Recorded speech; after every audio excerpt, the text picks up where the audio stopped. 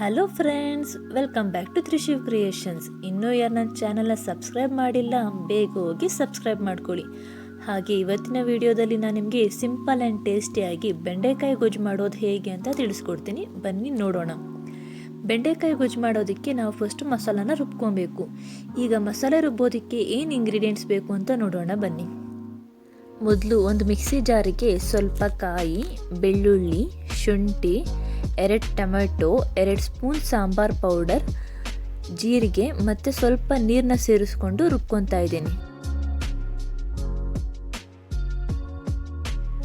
Next stove ಮೇಲೆ ಒಂದು ಪಾತ್ರೆ ಇಟ್ಕೊಂಡು ನಾನು 4 ಸ್ಪೂನ್ ಎಣ್ಣೆನ ಹಾಕ್ಕೊತಾ ಇದ್ದೀನಿ.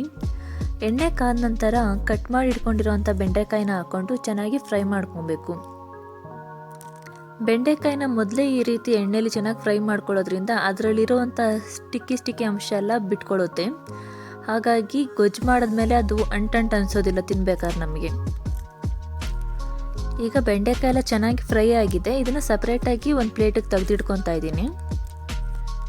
ಈಗ ಅದೇ ಪಾತ್ರೆಗೆ ಮತ್ತೆ ನಾನು ಎಣ್ಣೆ ಹಾಕಿ ಒಗ್ಗರಣೆಯನ್ನು ಹಾಕ್ಕೊತಾ ಇದ್ದೀನಿ. ಸ್ವಲ್ಪ ಸಾಸಿವೆ ಸೇರಿಸ್ಕೊಂಡು ಸಾಸಿವೆ ಸಿಡಿದ ನಂತರ ಕಟ್ ಮಾಡಿ ಇಟ್ಕೊಂಡಿರೋ ಈರುಳ್ಳಿನ ಹಾಕ್ಕೊಂಡು 2 to 3 ಮಿನಿಟ್ಸ್ ಫ್ರೈ ಮಾಡ್ಕೊಳ್ಳಿ. ಈರುಳ್ಳಿ ಫ್ರೈ ಆದಮೇಲೆ ನಾವು ಮೊದಲೇ ಫ್ರೈ ಮಾಡಿ ಇಟ್ಕೊಂಡಿರೋಂತಹ ಬೆಂಡೆಕಾಯಿನ ಹಾಕ್ಕೊತಾ ಇದ್ದೀನಿ. ಸ್ವಲ್ಪ ಉಪ್ಪು ಸೇರಿಸ್ಕೊಂಡು ಇದನ್ನು 2 to 3 ಮಿನಿಟ್ಸ್ ಮತ್ತೆ ಫ್ರೈ ಮಾಡ್ಕೊಳ್ಳಿ. ಈಗ ರುಬ್ಬಿದ ಮಸಾಲೆನ ಸೇರಿಸ್ಕೊತಾ ಇದ್ದೀನಿ. ಹಾಗೆ ನೋಡಿಕೊಂಡು ಸ್ವಲ್ಪ ನೀರು ಮತ್ತು ಉಪ್ಪನ್ನ ಸೇರಿಸ್ಕೊಳ್ಳಿ. ಇದು ಚೆನ್ನಾಗಿ ಒಂದು ಕುದಿ ಬರೋವರೆಗೂ ಫ್ರೈ ಮಾಡ್ಕೊಳ್ಳಿ. ಹೀಗೆ ನೋಡಿ ಗೊಜ್ಜು ತುಂಬ ಚೆನ್ನಾಗಿ ಕುದೀತಾ ಇದೆ.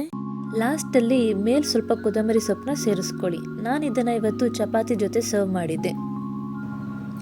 ನೋಡಿದ್ರಲ್ಲ ಫ್ರೆಂಡ್ಸ್, ಬೆಂಡೆಕಾಯಿ ಗೊಜ್ಜು ಮಾಡೋದು ಎಷ್ಟು ಈಸಿ ಅಂತ. ನೀವು ಟ್ರೈ ಮಾಡಿ ಹೇಗೆ ಬಂತು ಅಂತ ಕಮೆಂಟ್ ಮಾಡಿ.